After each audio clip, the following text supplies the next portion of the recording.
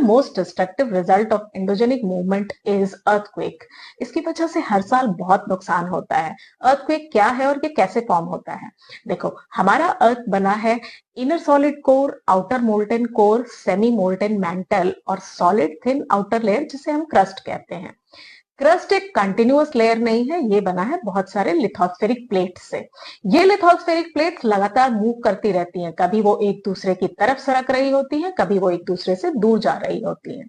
जब ये lithospheric plates earth crust के अंदर मूवमेंट करती हैं, तो बहुत सारा एनर्जी रिलीज होता है, जिसकी वजह से अर्थ क्रस्ट पर वाइब्रेशन होता है और इसे ही हम अर्थक्वेक कहते हैं।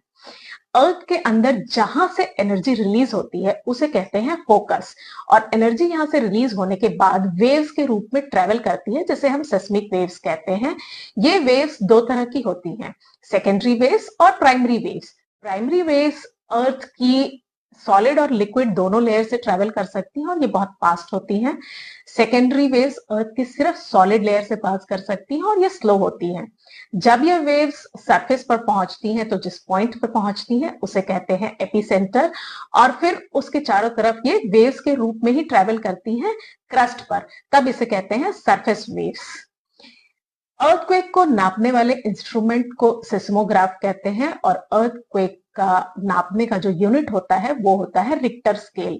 रिक्टर स्केल में 0 से 9 तक की रेंज होती है, और 5 से अधिक मैग्नीट्यूड वाले अर्थक्वेक को हम डिस्ट्रक्टिव मानते हैं। वैसे तो अर्थ पर हर जगह ही अर्थक्वेक देखने को मिलती है, मतलब आती ही रहती है, लेकिन अर्थ पर 3 मेजर अर्थक्वेक बेल्ट हैं जो हाईली प्रोन टू अर्थक्वेक हैं। इसमें पहला है सरकम पैसिफिक बेल्ट, जो कि पैसिफिक ओशन के चारों तरफ है। दूसरा है मिड कॉन्टिनेंटल बेल्ट, जिसमें मेडिटेरेनियन ओशन के चारों तरफ वाला area, alpine mountain ranges, north Africa और इंडिया शामिल है। और तीसरा है मिड अटलांटिक रिज बेल्ट, जो कि अटलांटिक ओशन के बीचों बीच लोकेटेड है। तो अगर अर्थक्वेक का कॉन्सेप्ट क्लियर हो गया तो फटाफट इस रील को अपने फ्रेंड्स के साथ शेयर करो।